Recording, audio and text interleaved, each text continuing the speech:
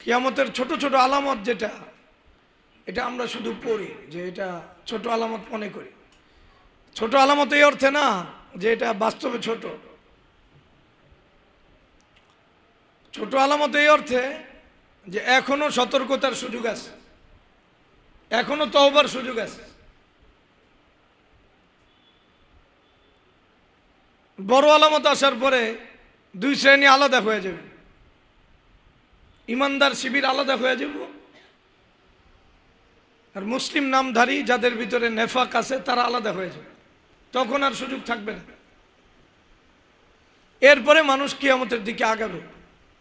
সুগ্রার অর্থ এটা না যেটা ছোট আলামত, মানে এটা তুলনামূলক ভয়াবহতা কম না, ভয়াবহতা ছোটগুলো বেশি। ছোটগুলোর উপর নির্ভর করে বড়গুলো আসবে। যেমন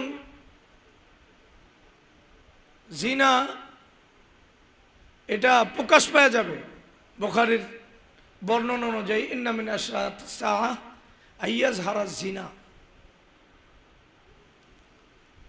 জিনাটা প্রকাশ পাওয়া যাবে, জিনা প্রকাশ পাওয়া যাবে, এটার অর্থ কি? অর্থাৎ একজন মানুষ নিজে জিনা করে এমন না, কিন্তু সে জিনা হয় এই কথা সে জানবে। এটার নাম হলো আইয়াজহারা জিনা। সে জিনা করে না, কিন্তু জিনার কথা এটা প্রকাশিত হয়ে গেছে। যে জিনা করে না সেও জানে যে আজকালকার লোকেরা জিনা করে, এতটুক জানা যে জিনা করে মানুষ। এটা অনলাইনে হোক অফলাইনে হোক, জিনার কথা এটা একটু যদি আমরা চিন্তা করি, সাহাবাদের যুগে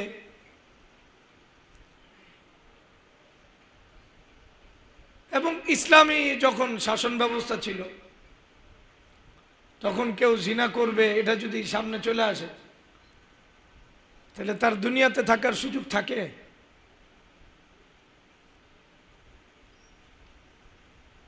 না, দুনিয়া থেকে নির্মমভাবে তার যেতে হবে, এই ফয়সালা চলে আসে।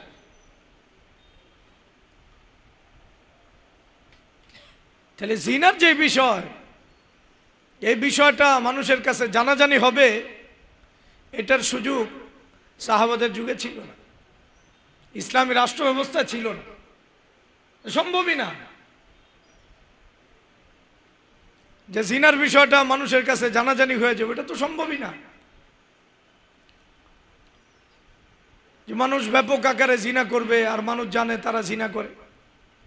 ওপেন অবিবাহিত নারী পুরুষ একসাথে হাতে হাত মিলে হাঁটবে, এটা কি বোঝায়? ওপেন জিনার যত দৃশ্য আছে এটা ইন্ডিকেট করে না? স্কুল, কলেজ, ইউনিভার্সিটি, রাস্তা, হোটেল, দোকান, শপিং মল, সবগুলোতে এই কথা স্পষ্ট যে জিনা ব্যাপক আকার ধারণ করছে। তার মানে আমার ভিতরে কিন্তু ওই ভয় আসে নাই। রাসূলুল্লাহ সাল্লাল্লাহু আলাইহি ওয়াসাল্লাম এটা বলে গেছেন যে একদিন জিনার কথা মানুষও জানবে যে জিনা হয়, জিনা করা লাগবে না। তাহলে ওই যুগটা, এটা আল্লাহ তাআলা পৃথিবীকে উল্টায় দেওয়ার যুগ, পৃথিবী ধ্বংস করার যুগ। একজন ইমানদার যদি আল্লাহর ভয় থাকে আর জিনা হয় এটা সে জানে আর তার দিল কাঁপবে না, সে ইমানদার হয় কি করে? তাহলে কিয়ামতের ছোট আলামত মানে এটার তুচ্ছ করার সুযোগ নাই। এটাই হলো মূল আলামতের ভূমিকা। এটা তওবার সুযোগ, এটা নিজেকে আল্লাহর সাথে যুক্ত করার সুযোগ। ইকতারাবা লিন-নাসি হিসাবুহুম ওয়া হুম ফি গাফলাতিন মুরিদুন, মানে হিসাব নিকাশের সময় চলে আসছে, আমরা এখনো গাফেল। আমাদের দিলের ভিতরে কোনো ভাবনাই নাই, কোনো পেরেশানি নাই। আমরা খাইতেছি পড়তেছি এই জমিনে, কিন্তু এই জমিনে আশেপাশে জিনা ব্যাপক আকার ধারণ করছে। আমার তো প্রত্যেক কদমে এই ভয় থাকা দরকার, যে কোনো সময় আল্লাহর আযাব আমার উপরে পড়তে পারে। আমার এই দুনিয়াটা আমার কাছে কেমনে প্রিয় মনে হয়। একজন ইমানদার ভয় পায় না কেন? যে আল্লাহ রাসূল সাল্লাল্লাহু আলাইহি ওয়াসাল্লাম বলছেন একদিন এমন ঘটনা ঘটবে, সাহাবাদের কাছে এটা কল্পনার মতো ছিল না যে জিনা করবে। আবার জিনার কথা এক বন্ধু আরেক বন্ধুর সাথে গল্প করবে, জিনার ভিডিওগুলো দেখবে, আবার এটা তার জীবনের নেশা হবে, এটার জন্য সে মোবাইল কিনবে, এটার জন্য আয়োজন করবে, এটার জন্য সে ঘুরতে যাবে, এটার জন্য স্কুল কলেজ প্রস্তুত হবে, এর জন্য বাংলাদেশের সব নেতারা এটাকে মামুলি মনে করবে। বড় লোকরা ঘুরতে যাবে, সিঙ্গাপুর যাবে, তাদের কাছে এটা একবারে স্বাভাবিক একটা বস্তু হবে। আর আমি দুনিয়াতে বেঁচে থাকবো, এটা কেমনে সম্ভব? এটা তো সম্ভব। এই হাদিসগুলো আমরা এইভাবেই পড়ি যে কিয়ামতের একটা আলামত হলো আইয়া যারা জিনা। আলামত মানে কি? যে পৃথিবী আর থাকার উপযুক্ত না, তোমার উপর যে কোনো মুহূর্তে একবারে আল্লাহর সবচেয়ে ক্রোধের যেই মানে অবস্থান, এটা চলে আসছে। কিয়ামত আল্লাহ খুশি হয়ে দিবে, খুশি হয়ে দিবেন আন্তরিকতার সাথে, না চূড়ান্ত নারাজ হয়ে দিবেন? তাহলে এই চূড়ান্ত নারাজির ঘটনা আমার আশেপাশে ঘটতেছে। এমনকি অনেকের ফ্যামিলি মেম্বাররা জিনা করতেছে, সে জানতেছে, সে তার সাথে খানা খাইতেছে, তার সাথে ঘুমাইতেছে, বাবা জানতেছে তার মেয়ে জিনা করতেছে, ভাই জানতেছে আমার ভাই জিনা করে সহযোগিতা করতেছে, বোন জানতেছে আমার বোন জিনা করতেছে, টিচার জানতেছে তার ছাত্রছাত্রীরা জিনা করতেছে, তাদের কাছে কোনো পেরেশানিই নাই। ইকতারাবা লিন-নাসি হিসাবুহুম ওয়া হুম ফি গাফলাতিন মুরিদুন। যে মানুষের কাছে হিসাব নিকাশের সময় চলে আসছে আর তারা একেবারেই উদাসীন, তার ভিতরে কোনো ভাবান্তরই নাই, এটা কিন্তু চলে আসছে। এটা সাহাবাদের হলে কল্পনা করা যাইত। সাহাবারা কিয়ামতের আলামত কেমন ভয় পাইতেন। আমরা যদি হাদিস দেখি, মদিনায় একটা আওয়াজ হয়েছে, এই আওয়াজে সব সাহাবারা ভীত সন্ত্রস্ত হয়ে গেছে, কি হয়েছে? অথচ আল্লাহ রাসূল সাল্লাল্লাহু আলাইহি ওয়াসাল্লাম দুনিয়াতে থাকতে এই পৃথিবী ধ্বংস হবে, এটা কোনো সম্ভাবনা আছে? তাদের ভিতরে কিয়ামতের এমন ভয়। দাজ্জালের আলোচনা আল্লাহ রাসূল সাল্লাল্লাহু আলাইহি ওয়াসাল্লাম কাছ থেকে সাহাবায়ে কেরাম শুনছেন, তারা কত পেরেশান ছিলেন। অথচ আল্লাহ রাসূল সাল্লাল্লাহু আলাইহি ওয়াসাল্লাম থাকাকালীন দাজ্জাল আইব, তারপরও ভয়ের অবস্থান এটা। আর আমাদের ভিতরে আমি বুঝাইলাম যে কিয়ামতের আলামতের সুগ্রামানি, এটার ভাবার সুযোগ নাই যে এটা ছোট, বড়টা আইতেছে না। বড়টা আসার পরে প্রস্তুতির সময় নাই, তখন শিবির আলাদা হয়ে যাবে। এখনো আমার প্রস্তুতির সময় আছে, কিন্তু প্রস্তুতি মানে কি? প্রস্তুতি মানে হলো নিজের ভিতরে এই ভয় জাগ্রত হওয়া, না জানি আমার উপর আল্লাহর আযাব চলে আসে। যাই হোক, ওটা বলতেছিলাম যে বর্তমানে আমরা যেই যুগে বাস করি, এটা যে কোনো সময় কিয়ামত আসতে পারে, ওই যুগ। কিন্তু আমাদের ভিতরে কোনো ভাবান্তর নাই, কোনো পেরেশানি নাই। হাদিসগুলো পড়ি যে হাদিসগুলো আসলে বিশ্বাসই করি না যে আমার কৃতকর্মের কারণে, আমাদের কৃতকর্মের কারণে আল্লাহ এমন নারাজ হবেন, আল্লাহ চাঁদকে তার আপন জায়গায় রাখবেন না। তোমার সেবার জন্য চাঁদ দিছিলাম, এই চাঁদ আর আমি আপন জায়গায় রাখবো না। তোমাকে সেবার জন্য সূর্য দিছি, সূর্যকে রাখবো না, পাহাড়কে রাখবো না, জমিনকে রাখবো না, পানিকে রাখবো না, মাটিকে রাখবো না, প্রাণীকে রাখবো না, কোনো কিছু আমি রাখবো না যা তোমার জন্য আমি বানাইছিলাম, তুমি এটা ভোগ করার উপযুক্ত না। এত দয়ালু যিনি, উনি কি পরিমাণ নারাজ হইবেন, আর ওই নারাজই আমার আশেপাশে আছে। আর আমার এখনো স্বপ্ন, আমি একটা বিল্ডিং করুম, আমি একটা বাড়ি করুম, আমি একটা এটা করুম। ইন্না লিল্লাহি ওয়া ইন্না ইলাইহি। এই জাতি কিয়ামতকে বিশ্বাস করে, এটা কেমনে বুঝি? আমরা তো বিশ্বাস করি না, হাদিসই বোঝে না, জানেই না হাদিস কাকে বলে। এই যুগে বাইচা থাকার চেয়ে ঈমান নিয়ে আল্লাহর কাছে যাওয়াই তো ভালো। আলামতে সুগরা মানে কুবরা আসার পরে আমাদের আর তওবার সুযোগ নাই, দুই দল আলাদা হয়ে যাব। আমার এত বড় হিম্মত কেন আসলো যে না আমি ঈমানদার? হিম্মত তো কোনো সাহাবার ছিল না। এই হিম্মত হঠাৎ করে আমার ভিতরে আসার কারণ হলো আমরা লা ইয়াশউরুনের ভিতরে গেছি। ফি কুলুবিহিম মারাদুন ফাযাদাহুমুল্লাহু মারাদা। আমাদের রোগ দিন দিন বাড়তেছে, আল্লাহর ভয় দিন দিন আমাদের দিল থেকে কমতেছে। দুনিয়ার আশা আকাঙ্ক্ষা আমাদের দিলের ভিতরে অনেক বেশি স্বপ্ন জাগাইতেছে। শয়তান আমাদের ব্যাপারে যে প্ল্যান নিতেছে, আমাদের উপর যাতে কিয়ামত হয়, আল্লাহর আসল ক্রোধ যেন আমাদের উপরে পড়ে, আমরা ওটার প্রতি পরিপূর্ণভাবে প্রস্তুতি নিয়ে আগাইতেছি শয়তানের স্বপ্নকে বাস্তবায়ন করতে। কিয়ামতের আমি আসলে নিশ্চিত আলামত তো এটা বললাম একটা, যে জিনার কথাটা জানাজানি হয়েছে, যে মানুষ জিনা করে, এটা মানুষ জানি না যাবে, তাহলে এই দুনিয়াতে আমার থাকার মতো অবস্থান না। আরো অনেক কথা ওই আলামত নিয়ে আলোচনা করার উদ্দেশ্য না, বুঝানো দরকার যে কিয়ামতের সুগ্রা মানি এটাই আসল, এটাই আমার প্রস্তুতির লাস্ট মোমেন্ট, সর্বশেষ সময়, আর সময় না। আমরা কি এটাকে লাস্ট সময় মনে করতেছি? মনে করতেছি না। আজকে ভূমিকম্প হয়েছে, এটা কিয়ামতের আলামত হিসাবে রাসূলুল্লাহ সাল্লাল্লাহু আলাইহি ওয়াসাল্লাম সাহাবাদের যুগে আসলে আল্লাহ রাসূল সাল্লাল্লাহু আলাইহি ওয়াসাল্লাম একটু ঝড় দেখলে, একটু তুফান দেখলে কি করতেন, কত পেরেশান হইতো, একবারে আল্লাহর দিকে রুজু হইতো। একটু চাঁদ আর সূর্য গ্রহণ লাগলে এত লম্বা নামাজ পড়তেন, একবারে চাঁদ সূর্য গ্রহণ শেষ করার আগেই নামাজ পড়তেন, এত লম্বা, রুকুর পর রুকু, সেজদার পর সেজদা দিতেই থাকতেন। এমনকি আমাদের উম্মাহাতুল মুমিনিনরাও এই নামাজে শরীক হতেন, কেউ কেউ বেহুশ হয়ে যেতেন, এত লম্বা নামাজ। বুখারীর বর্ণনা আছে, বেহুশ হয়ে যেতেন এত লম্বা নামাজের কারণে। শুধু নামাজ না, ভয় নামাজ দোনোটা একসাথে জমা হইত।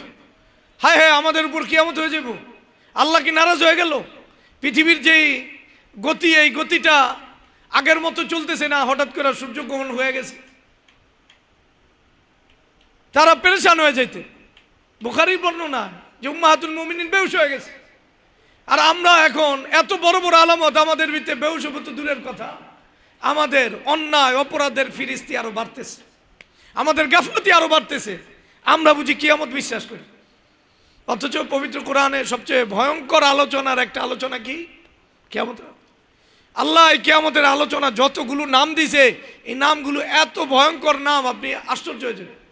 আল কারিআতু মাল কারিআহ ওয়া মা আদরাকা মাল কারিআহ, কত কঠিন নাম। এরপরে আল্লাহ আবার পরিচয় দিয়েছেন, ওটা আমার মূল আলোচনা বিষয়। বলতেছিলাম যে কিয়ামতের অনুভূতি নাই, যাদের উপর কিয়ামত হবে এদের অনুভূতি নাই। ইয়া আইয়ুহান নাস ইত্তাকু রাব্বাকুম ইন্না যালযালাতাস সাআতি শাইউন আযীম। কোরআনে শাইউন আযীম বলছে এটাকে। ইয়াওমা তারাউনাহা তাযহালু কুল্লু মুরদিআতিন আম্মা আরদাআত ওয়া তাদাউ কুল্লু যাতি হামলিন হামলাহা ওয়া তারান নাসা সুকারা ওয়া মা হুম বিসুকারা ওয়ালাকিন্না আযাবাল্লাহি শাদীদ। কত কঠিন কথা। আল্লাহ দুনিয়াতে থাকতেই বলছেন ওয়ালাকিন্না আযাবাল্লাহি শাদীদ।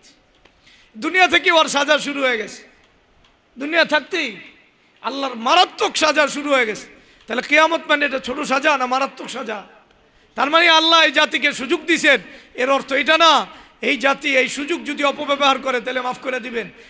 পূর্বের জাতি যদি আমি বললাম 1000 ভাগের 1 ভাগ অপরাধ করছে, আল্লাহ তাদের ধ্বংস করছেন, কিন্তু এই জাতির জন্য আল্লাহ কিয়ামত ঘটাবেন না। এই জাতির অপরাধ এই পর্যায়ে যাবে, আল্লাহ চাঁদ সূর্য আর আপন জায়গায় রাখবেন, এত নারাজ হবেন এই জাতি।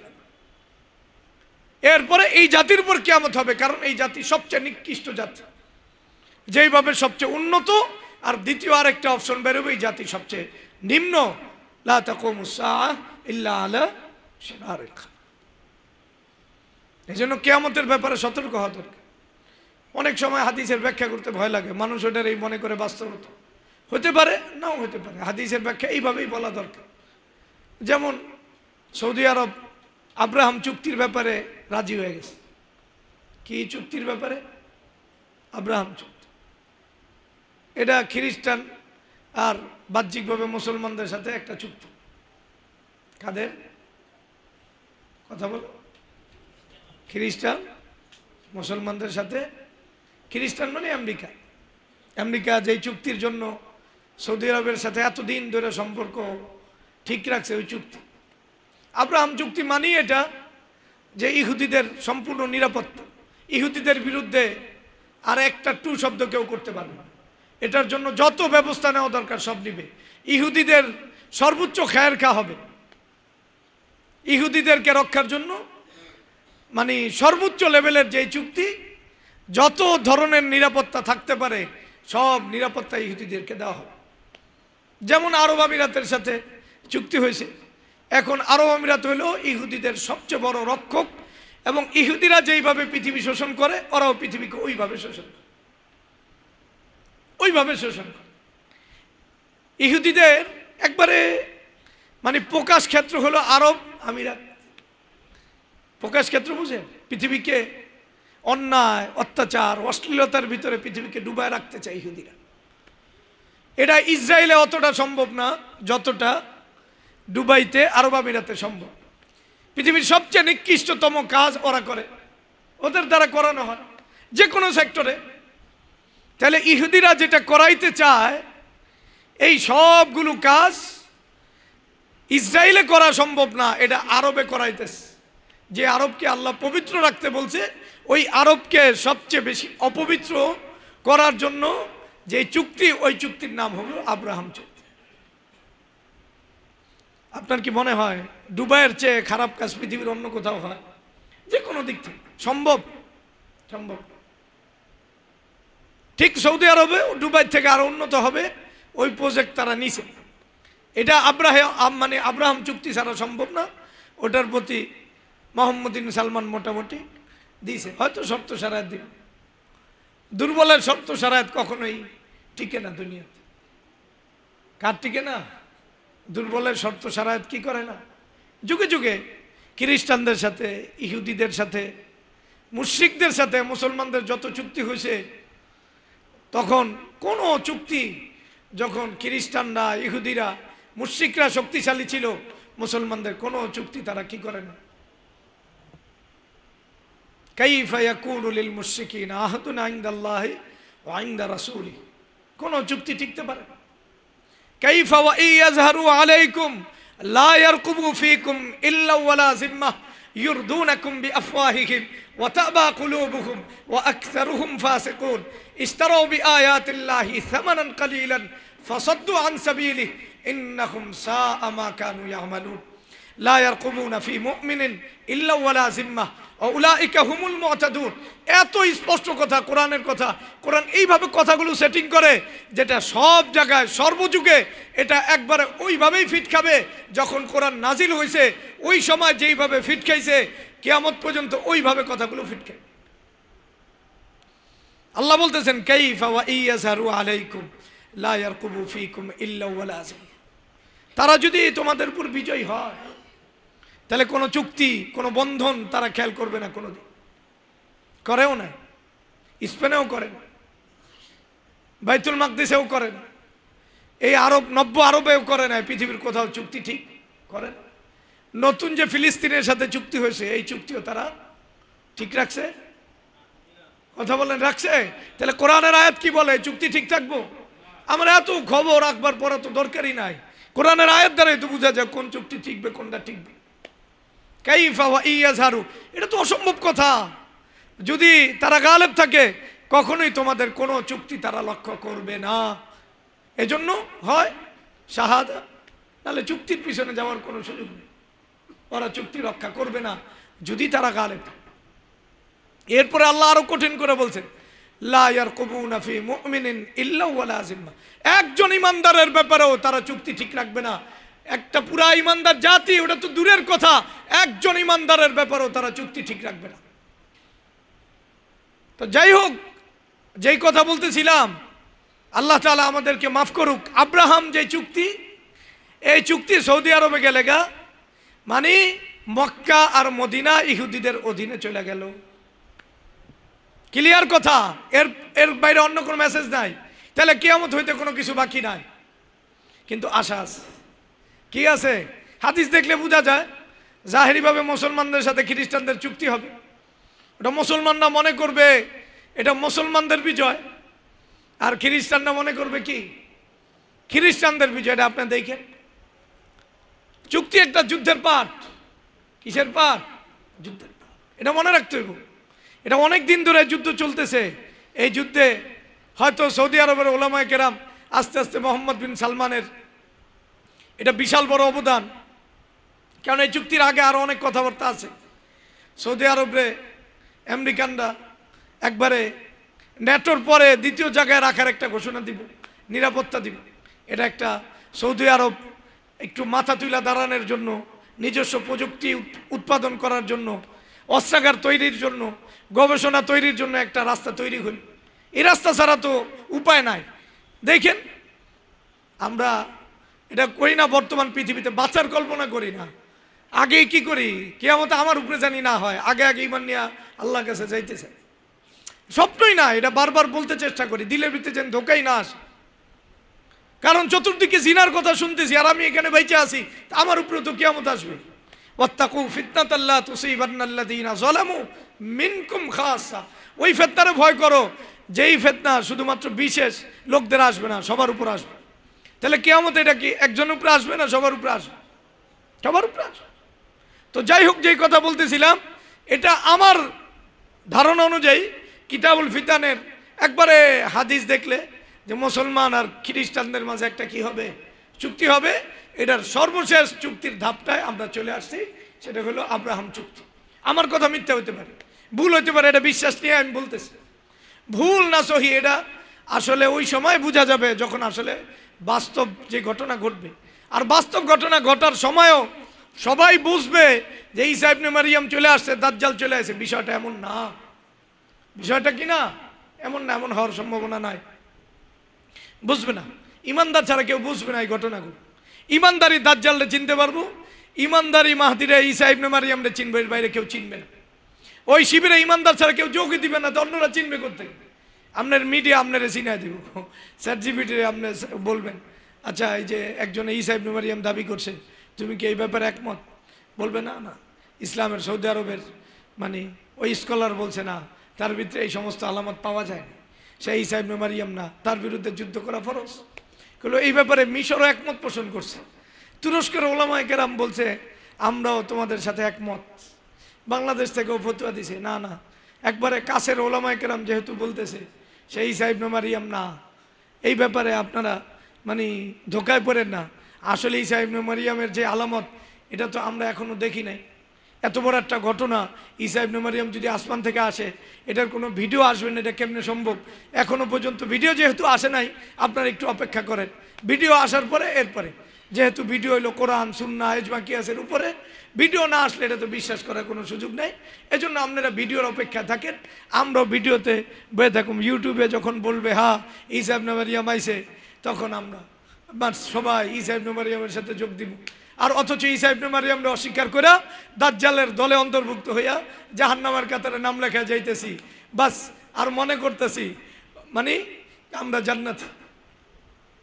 ওয়া ইয়াশু আন যিকরির রহমান নুকাইয়িদ লাহু শাইতানান ফাকুয়া লাহু কারিন ওয়া ইন্নাকুম লা ইয়াসুদ্দুনাকুম আনিস সাবিলি ওয়া ইয়াহসাবুনা আন্নাকুম মুহতাদুন। ওদের ধারণা ওরা হেদায়েতের উপরে আছে, এই ধারণা নিয়ে আসে। এমন হইব, আল্লাহ আমাদেরকে মাফ করুক, ওই দিন যেন আমাদের সামনে না আসে যে আমরা ঈসার বিরুদ্ধে দাঁড়াইছি, মাহদির বিরুদ্ধে দাঁড়াইছি।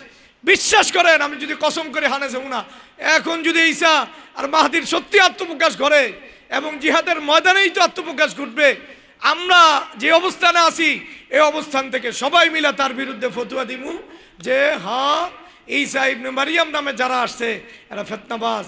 আসলে ঈসা ইবনে মারইয়াম এখনো আসে নাই, আপনারা সতর্ক থাকেন, এরা অবশ্যই আপনাদেরকে গুমরা করার জন্য আসছে।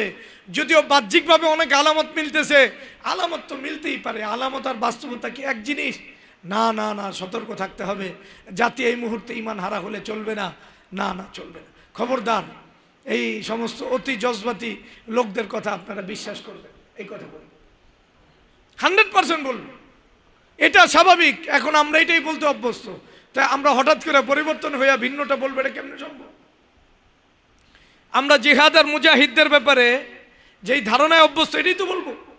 আর ঈসা ইবনে মারইয়াম আলাইহিস সালাম আসলে এটা তো দুই শিবির আলাদা হয়ে যাবে। দুই শিবির আলাদা হওয়া মানে হলো এক শিবির ইমানদার আর এক শিবির কাফেরদের শক্তি। তখন তো তারা স্পষ্ট বলে দিব এটা কুফরি জামাত, এটা নেফাকের জামাত। তখন কবো খাইছে এরা তো খারিজি, 100% এই কথা বলে দেওয়া, ওরা কি খারিজি। খবরদার খারিজিদের পাল্লায় পড়েন না, তাহলে বিপদে পড়বে। কারণ এটার চর্চা শুরু হয়েছে, যখন চর্চা শুরু হয়েছে তখন এই ধাপ ওখানেও যাইব। মুজাহিদদেরকে যেভাবে খারিজি ট্যাগ দেওয়া হয়, তখন ট্যাগটা হালকা দেওয়া হবে না আরো বড় দেওয়া হবে। ভাই আমার কথা আপনার বুঝে ধরুক চাই না ধরুক, বাস্তবতা এমন। বাস্তবতা কি এমনই। এজন্য যখন ঈসা ইবনে মারিয়াম আসবে, ব্যাপারটা এমন না ইউটিউবে ছবি, একজন লোক আইসা নামতেছে, হয়তো দেখা যাবে এমন একটা ভিডিও এআই দিয়ে ঈসা ইবনে মারিয়ামের মতো একজনকে নামানো একবারে কতটা কঠিন হবে বলে? অনেক কঠিন। কথা বলেন, একবারে পুরা এআই সবার কাছে, চোখে চোখে এআই, আর সবার চোখে চোখে ঈসা ইবনে মারিয়ামরে দেখতেছে। আর সব খ্রিস্টানরা ওই ঈসা ইবনে মারিয়ামরে মানতেছে, ইহুদিরা ওই ঈসা ইবনে মারিয়ামরে মানতেছে, লগে আমরাও মানতেছে, আর ওরা সাপ্লাই দিতেছে। কি সুন্দর ইমানদারদের জন্য সহজ জান্নাতের রাস্তা তৈরি হয়েছে, যেটা আসলে জান্নাত না জাহান্নাম? আল্লাহ আমাদেরকে হেফাজত। দাজ্জালের জান্নাত কি আসলে জান্নাত না জাহান্নাম? ওইটাই শুরু হইল। আল্লাহ আমাদেরকে মাফ করুন। তাহলে আব্রাহাম যে চুক্তি, এই চুক্তি মানে হলো যে আসলে সত্যিকার ইহুদি রক্ষার চুক্তি। ইহুদিদের ব্যাপারে যত একবারে আরবের যে আওয়াজ উঠতো, এটা বন্ধ করার চুক্তি। আর যখন ঈসা ইবনে মারিয়াম আসবে, তখন ঠিক এই আরবের প্রত্যেকটা শক্তি, তাদের কাছেই তো ক্ষমতা, তাদের কাছেই তো স্কলাররা, সবাই রে নিয়া তারা পুরা শক্তি নিয়ে এখনই মাঠে নামছে, তখন পূর্ণ শক্তি নিয়ে মাঠে নামবে। এরা আসল খারিজি, এরাই আসল সমস্যা। মুজাহিদদের তখন তো আর এক দলই তো থাকবো, হাজার হাজার দল তো থাকবো না। ওদেরকে একবারে এক নম্বরে আসামি বানায়া ফতুয়া সাদের হবে। একবারে বড় বড় ওয়েবসাইট থেকে ফতুয়া আসবে, আমাদের বিভিন্ন শায়েখ মাশায়েখ এটা নিয়ে আলোচনা করবে, বলবে না আমাদের আকীদা দুরুস্ত করা দরকার, আইন আল্লাহ, আল্লাহ কোথায়, এই মাসলা আলোচনা করে আমরা আল্লাহর কাছে যাওয়ার রাস্তা তৈরি করতে হইব। আমরা এই পৃথিবীতে কি ঘটে এই মাসলা নিয়ে আলোচনা দরকার নেই। এটা সাহাবায়ে কেরাম না বুঝা পৃথিবী নিয়ে আলোচনা করছে, আমরা আইন আল্লাহ নিয়ে আলোচনা করুন। চলো এই আলোচনা করে ইমান কুফরে একটা মাসলা তৈরি করব। যে যদি আকীদাই ঠিক না হয়, আকীদার ভিত্তি যদি বেদাত থাকে, আইন আল্লাহ যদি স্পষ্ট না হয়, তাহলে আমরা যাব কোথায়? আমাদের যাওয়ার রাস্তা তো নাই। চলো এটা নিয়ে আলোচনা করি। ঈসা ইবনে মারিয়াম ওরা তো মানে খারেজি, ওরা কি খারেজি? ওই হলো ইমামুল খাওয়ারিজ। কি কথা বলেন? আর কোনটা? আমাদের আকীদা ঠিক আছে আমাদের, কারণ ইউটিউবে আমাদের বয়ান সবার কাছে চলে যাইতেছে, ইউটিউব আমাদের পক্ষে, আমাদের তো কোনো সমস্যা নেই, মাশাআল্লাহ আমাদের বক্তব্য আছে। এটা হবে ঘটনা, আপনি মানেন চাই না। সাহাবায়ে কেরাম এই আলোচনা কয়দিন করছে? কয়দিন আমাকে বলেন। ওমর ইবনুল খাত্তাব কয়দিন করছে? আলী ইবনে আবি তালেব কয়দিন করছে? তাদের আলোচনা ছিল তো দিন, আল্লাহর দিন প্রতিষ্ঠিত আছে কি। রাসূলুল্লাহ যে দিনকে রেখে গেছেন, ওই দিনের যে অবয়ব বিধিবিধান, এটা কি আসলে ব্যক্তি, পরিবার, সমাজ পর্যায়ে আছে না নাই, ওটা নিয়ে আলোচনা এখন না। আলোচনা এমন একটা বিষয় যেই নিয়ে সাহাবায়ে কেরামের কোনো মজমার ভিত্তি আমরা আলোচনা পাই না আলোচনা। আপনি এটাই আলোচনা জীবনের প্রাণবিন্দু বানা দিলেন, এই আলোচনার সমাধান নাই তো। যেটা সমাধান নাই ওটা নিয়ে আলোচনা করবেন, যেটা আপনার জীবন দিয়া যৌবন দিয়া সমাধান দরকার ছিল, ওটার সমাধান করলেন না, তাহলে আখের আপনি আসলে ধোকার ভিতরেই তো রয়েছেন। আমরা এইসব বিষয় কাউরে আলোচনা করতে না করি, এটা পক্ষ বিপক্ষ নাই, আইন আল্লাহ আছে, সমস্যা নেই। আপনি কি টেনশন? এটা আলোচনার বস্তু যেইভাবে ছিল না, ওটা যেইভাবে ছিল ওইভাবে রেখে দেন। আলোচনার বস্তু ছিল মুসলমানের গায়ে কে আঘাত দিছে, একবারে না আমাদের মুসলিম উম্মার নারীদের গায়ে কে আঘাত দিছে, মুসলমানদের ইসলামের কোন বিধানের উপর কে আঘাত দিছে, অত আনু ফি দীনিকুম, ইসলাম নিয়ে কে সুলকানি কার, রাসূলটা নিয়ে কে আঘাত দিছে, এগুলো নিয়ে আলোচনা শুনবেন না। আলোচনা শুনবেন আইন আল্লাহ নিয়ে। কোরআন কি আলোচনা করলো, তুমি কি আলোচনা করো বাপ? কোরআনের আলোচনা একটাও তোমার মাথার ভিতরে আসলো না, এটির ব্যাখ্যা করো, বয়ে বয়ে তাবিল করো, আউল ফাউল লোক কাহে। এরা আলোচনা করবো আসলে বাস্তব আল্লাহর দিনকে কিভাবে প্রতিষ্ঠিত করবো, আলোচনা নাই। আলোচনা এমন জিনিস নিয়ে যেটা কোরআন আলোচনা করে নাই, খোলাফায়ে রাশিদিন আলোচনা করে নাই, যেটা নিয়ে বিশদ ব্যাখ্যা কোনো হাদিসেই নাই, ওটা আলোচনার বিষয়বস্তু। ওটা কেউ আপন অবস্থায় রাইখে দেন, ওটা আলোচনা করে আপনি জান্নাতে যাবেন। আপনাকে কি বলছে? জান্নাত তো একামতে দ্বীনের মাধ্যমে যাইতে হবে, জান্নাত তো রক্ত দিয়া যাইতে হবে, জান্নাত তো নিজের সহি এলেমের মাধ্যমে, সহি এলেম অনুযায়ী আমলের মাধ্যমে যাইতে হবে। জান্নাত আপনাকে কে বলছে? আমলি ময়দান থেকে নিজেকে আলাদা করে দিন প্রতিষ্ঠার কথাকে ভুলে যায় আপনি মুসলিম উম্মার মাঝে বিভেদ তৈরি করে জান্নাতে যাবেন না। ইন্না লিল্লাহি ওয়া ইন্না ইলাইহি, আল্লাহ আমাদেরকে মাফ করুন। তো যাই হোক, আসল ব্যাপারটা কি, হাদিসের শেষ অংশটা বলতেছি। হাদিসের শেষ অংশ থেকে যেটা বোঝা যায়, সেটা বোঝা যায় হলো তখনই মুসলমানদের কিছু দল বুঝা ফেলাইব না রে, এটা তো ঝামেলা, এটা ফিতানে সব কিতাবে আছে, ওরা তো আসলে মাকসাদ ভিন্ন। এই যে সাধারণ মুসলমান ধোকা খাইব আরো বাজমের ফতুয়া দিয়া, তখন তারা বুঝবে না এটা তো ওরা মিথ্যা কথা বলতেছে, তখন ওরা পুরা শক্তি দিয়া ওরা ঝাঁপায় পড়বো। আসলে এটা হাদিস এতটুকু আছে। আর পৃথিবীর আপনি যদি একটু অবস্থা দেখেন, আল্লাহ তো দিন ঘুরাইতে থাকে, দিন একটা পর্যায়ে যায় বিপরীতমুখী যাইতে যাইতে একবারে 180 ডিগ্রি জায়গা এবং ঠিক 180 ডিগ্রির ওই পার থেকে ঘুরে আসবে। এটা হলো আল্লাহ তাআলা ঘুরায়। ওয়া তিলকাল আইয়ামু নুদাবিলুহা বাইনান নাস ওয়া মা ইয়াকিলুহা ইল্লাল আলিমুন। যাদের সত্যিকার আল্লাহর মারিফত আছে সে বোঝে, সবাই বোঝে এটা আর ঘোরা সম্ভব না যে আল্লাহকে চিনে। আল্লাহর কুদরত ওই জায়গা থেকেই শুরু হয় যেখানে সবাই মনে করে হবে না, ওখানেই আল্লাহ শুরু করে হওয়া। যেখানে সবাই মনে করছে শেখ হাসিনার পতন সম্ভব না, আল্লাহ কেনা এইভাবেই সম্ভব। একবার 180 ডিগ্রি ঘুরে গেছে, সবার কাছে বিশ্বাস জন্ম নিছে না না না এটা আর ঘুরবে না, তখনই আল্লাহ পুরা একবারে উল্টায় দিস। এইভাবেই ওমা ইয়াকিলুহা ইল্লাল আলিমুন। পরে কিছু মাস্টার মাইন্ড তৈরি হয়েছে, পরে কিছু কি তৈরি হয়েছে, মাস্টার মাইন্ড। আল্লাহর কৃতিত্ব মাথার উপর নেওয়ার জন্য কিছু মাস্টার মাইন্ড তৈরি হয়েছে। এইভাবে আমরা একটা বুঝছি ওমা ইয়াকিলুহা ইল্লাল আলিম। ঘটনা কে ঘটাইছে? আল্লাহ। একবারে সবাই যখন মনে করে হবে না তখনই হবে। সবাই যখন দেখে অন্ধকার, সব একবারে আরব আজম সৌদি আরবও এক হয়ে গেছে, মানুষের ক্ষোভ আস্তে আস্তে জমা হইতে থাকে। ক্ষোভ কি হইতে থাকে? মুসলমানরা যখন দেখবে একবারে চতুর্দিকে মুসলমানরা নির্যাতিত হইতেছে, আর বাচ্চারা একের পর এক ইহুদি নাসারাদের পক্ষে গাইতেছে। মক্কা মুকাররমা থেকে ওই বাক্কা মানে ওই বাচ্চাদের একবারে স্তুতি গাথা হইতেছে, তাদের প্রশংসা ইমামুল মুজাদ্দিদিন হিসাবে আসতেছে, ইসলামকে নতুন করে সাজাইতেছে, একবারে দোয়া করতেছে। একবারে হারাম শরীফের ইমাম কার জন্য? এদের জন্য দোয়া করতেছে, এদের পক্ষে কথা বলতেছে, ফতুয়া এদের পক্ষে আসতেছে না। ইমানদারদের যে আগুন, দিলের আগুন, এটা থামানো যায় না। ইমানদারদের আগুন এটা পুঞ্জীভূত হইতেছে, এটা একদিন না একদিন এটা বাস্ত হবেই হবে। মানে আমি যতই দেখতেছি একবারে মুসলমানদের জন্য আর তো কিছুই থাকলো না, আরবও পুরাপুরি ঘুরে গেল। হ্যাঁ, এটাই কিয়ামত যে একটা বাস্টের মাধ্যমে হবে, ওখান থেকেই যে ইমানদাররা এমন এক আন্দোলন তৈরি করবে, ওটাই হাদিস ইশারা দিছে। শেষে হঠাৎ করে যখন দেখবে ওরা খ্রিস্টানরা বলবে এটা ক্রুশের বিজয়, আর মুসলমানরা বলবে না ইসলামের বিজয়, তখনই ঝামেলা লাগবো, তখন বুঝবো ওরা 2 নম্বর, তখন মুসলমানরা এদের বিরুদ্ধে নামবে। তাও ঘটনা আছে হাদিসে, এই খ্রিস্টানরা দাবি করবে যে তোমাদের কিছু মুসলমানদেরকে আমাদের কাছে তুলে দাও, তখন তারা বলবে না আমরা আমাদের ভাইদেরকে তোমাদের কাছে তুলে দিতে পারবো না, এই কারণে যে যুদ্ধ লাগবে। তার মানে যখন ওই যে নেককার ইমানদার আর মুজাহিদ এদেরকে তুলে দেওয়ার কথা আসবে চূড়ান্ত লেভেলে, আর তখন যাদের ভিতরে ঈমান আছে তখন তারা এই খ্রিস্টানদের বিরুদ্ধে নামা আর ইহুদিদের বিরুদ্ধে নামা একই কথা। কারণ ইহুদিদের হাত পা কে? কথা বলেন, খ্রিস্টানরা না? আমেরিকা না? আমেরিকা না থাকলে ইহুদির হাত পা বাকি থাকবে জীবনও। আমেরিকার গলা কাটা, ইহুদিদের গলা কাটা, হাত কাটা, ইহুদিদের হাত কাটা। আমরা ছোটকালে একটা রাক্ষসের গল্প পড়ছি, এটা কয়ে শেষ করে দিতেছি।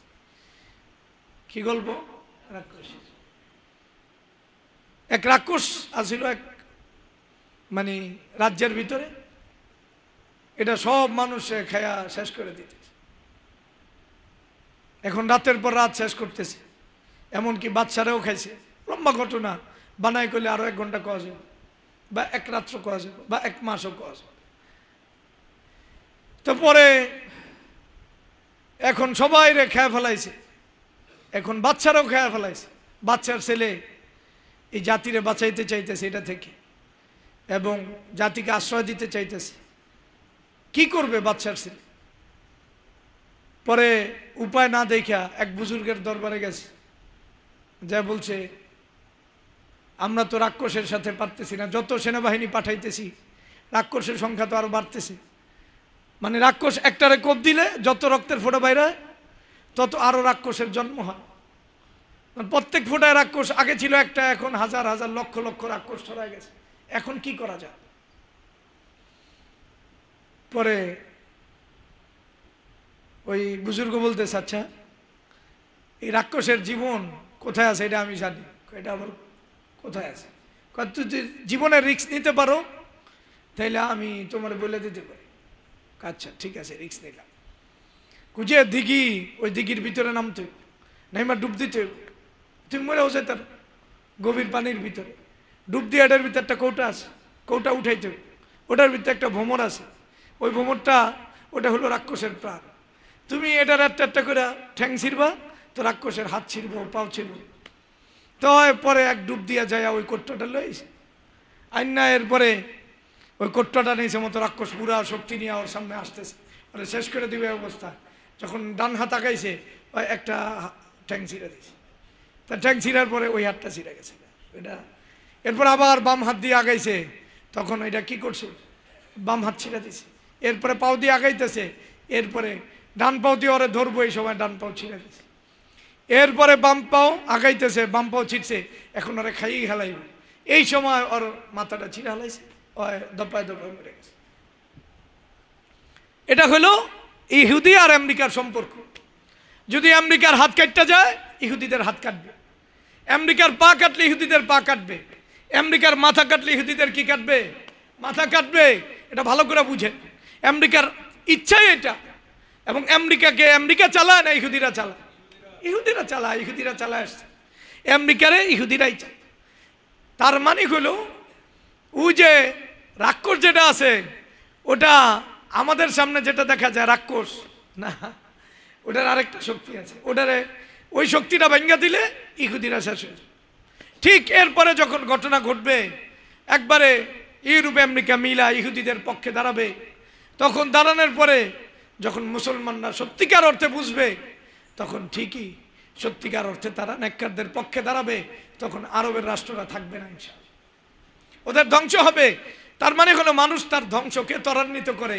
জুলুমের মাত্রা যত বাড়ে, জালেমের ধ্বংসের দিন তত ঘনায় আসে, তত কি আসে, ঘনায় আসে। আল্লাহ তাআলা আমাদের ঈমান আর আমলের হেফাজত করুক। আল্লাহ তাআলা আমাদের মাফ করুক, কিয়ামতের গভীর উপলব্ধি দান করুক।